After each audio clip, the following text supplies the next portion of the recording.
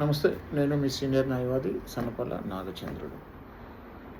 Types of injections. How many types of injections? Number 1, తాత్కాలికంగా injection అంటే temporary injection.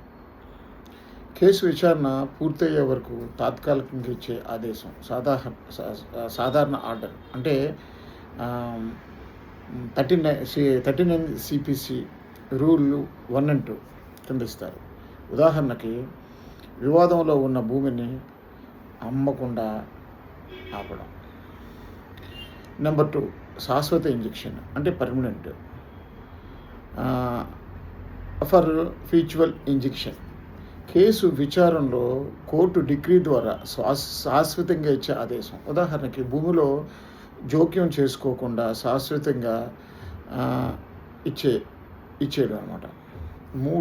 3 నిరోధక injection అంటే ప్రోబటరీ injection అనమాట. ఒక వ్యక్తి చేయబోయే పనిని ఆపడానికి ఇచ్చే ఆదేశం.